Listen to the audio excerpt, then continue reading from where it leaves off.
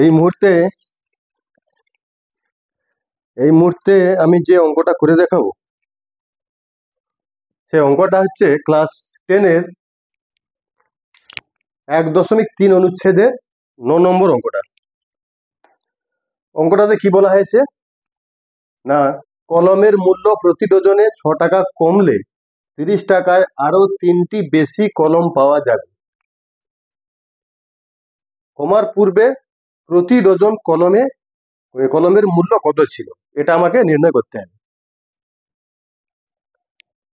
আমি কি করব না, এখানে যে দামটা কমার আগে অর্থাৎ কমার পূর্বে কলমের মূল্য প্রতি ডজন X টাকা ছিল, এটা আমি ধরে নেব। আমি কি লিখবো যে মনে করি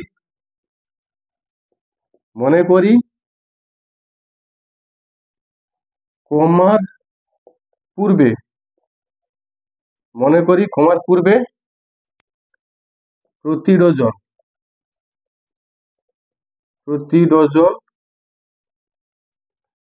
কলমের মূল্য ছিল কত না X টাকা। প্রতি ডজন কলমের মূল্য ছিল X টাকা।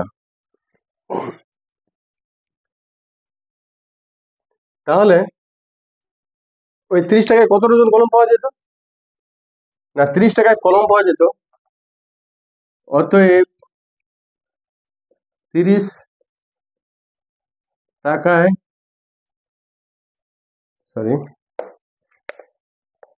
টাকায় কলম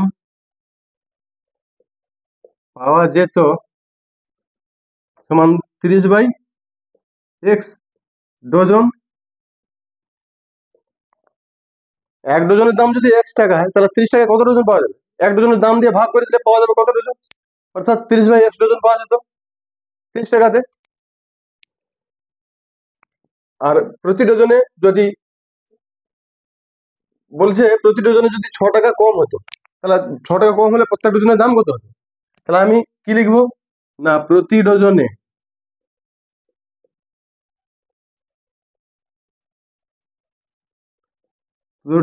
ডজন কলমের দাম 6 টাকা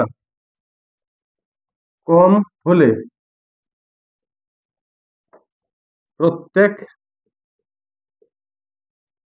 ডজন কলমের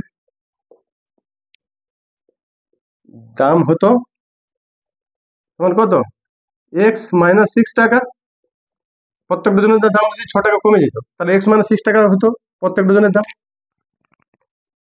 তাহলে প্রত্যেক ডজনের দাম যদি X - 6 টাকা হয় তখন ওই 30 টাকায় কত ডজন পাওয়া যেত, অতএব ওই 30 টাকায় তখন কলম পাওয়া যেত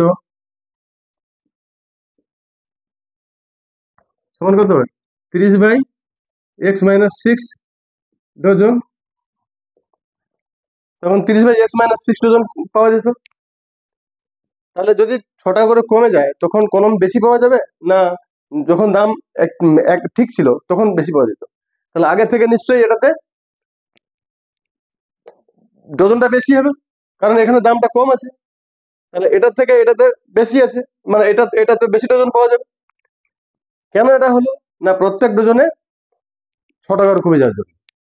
এর ফলে কতগুলো কলম বেশি পাবে বলছে না, 3টি কলম বেশি পাওয়া যেত।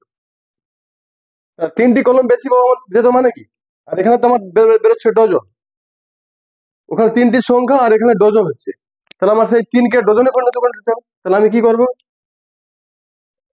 3টি কলম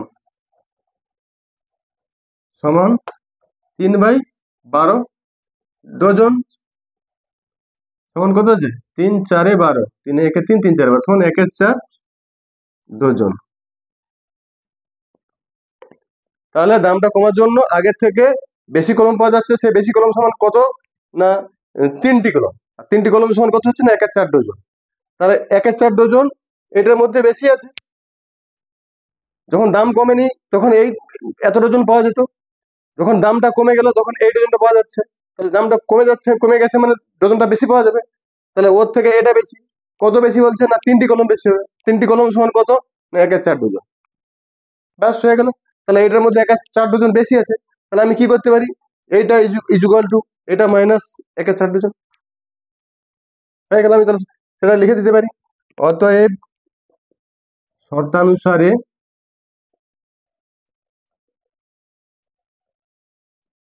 অতএব শর্তানুসারে 30/x ইজুকাল টু, সরি এটা 30 ছিল, 30/x মাইনাস 6 মাইনাস 1/4, এটাই হবে। বা বা দরকার নেই উপর থেকে লিখি,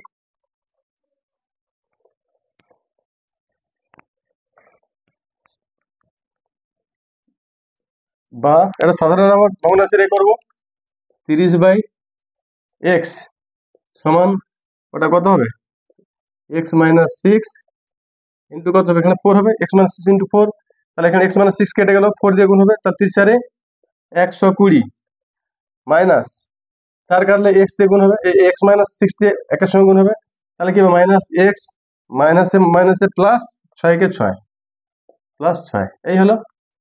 বা 30/x সমান এটা কত হচ্ছে 120 আর 6 126 মাইনাস x, বা এটা কত হচ্ছে, এটা হচ্ছে 4x মাইনাস 24, এই হচ্ছে, বুঝছো তো। বা এটা কোনাকুনি গুণ করতে হবে, আগে এটা গুণবে 30 120x, 30 120x minus 24 72 720 equal two কত হচ্ছে 126x মাইনাস x স্কোয়ার, সবগুলোকে এক ধারে করি, বা এদিকে নিয়ে চলে কি হবে, এটা x স্কোয়ার হয়ে যাবে, এটা মাইনাস 126x হবে, এগুলো তো ডান ডান দিকে আছে, ডান দিকে লিখি, তাহলে 120x এটা মাইনাস 720 ইজুকাল টু 0, বা এক্স স্কোয়ার মাইনাস এটা 6x হবে, 126 আর 20 6x হবে 720 ইজুকাল টু 0। এবার এই 720কে ভাঙতে হবে, 720কে ভাঙলে কত হবে, 5 দাও না, 5 একে 5, আচ্ছা 5 একে 5, 2 থাকলো 22, 5 4 20, 2 থাকলো 5 4 20, 5 একে 5 6 7, 2 থাকলো 22, 5 4 20, 2 থাকলো 22, 5 4 20, আবার 2 দাও না, 2 7 14, 2 দুগুণে 4, 3 দাও, 3 3 24 72, এবারে 3 দাও না, 3 8 24, আবার 2 দাও না, 2 4 8, কি করে দিতে পারে এটা, 5 3 15 দুগুণে 30, আর এটা থেকে 6 4 24, 30 আর 24 করলে হয়ে যাচ্ছে। বা x square minus 30 minus 24x minus 720 equal to 0, বা x square minus 30x minus মাইনাসে plus 24x minus 720 equal to 0, বুঝছে রিপোর্টটা। বা এটা কি হবে, এক্স কমন যাবে, এক্স কমন হলে কি থাকবে, এক্স মাইনাস 30 প্লাস এটা 24 কমন যাবে, 24 কমন হলে কি থাকবে, এক্স প্লাস মানছে মাইনাস 24 3 72 30 ইজুকাল টু 0,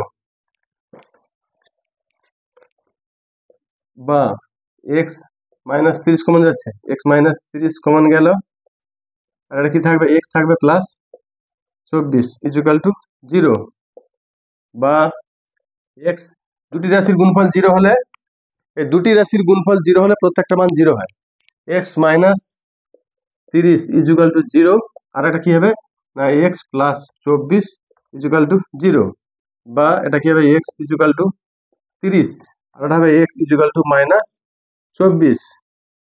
এটা হচ্ছে এখানে -24, আমি এক্স এর মান কি ধরেছিলাম না দাম কমার পূর্বে প্রত্যেক ডজন কলমের দাম এক্স ধরেছিলাম। তাহলে নিশ্চয়ই কলমের দাম কখনো ঋণাত্মক হতে পারে না। তাহলে এক্স ইকুয়াল টু -24 এটা গ্রহণযোগ্য নয়। তাহলে আমি লিখে দিতে পারি এক্স নট ইকুয়াল টু -24। তাহলে এক্স এর মানে যে 30 বেরিয়েছে, এই 30 হচ্ছে প্রত্যেক ডজন কলমের মূল্য। তাহলে আমি লিখে দিতে পারি অতএব দাম কমার পূর্বে প্রতি ডজন কলমের মূল্য ছিল কত না 30 টাকা।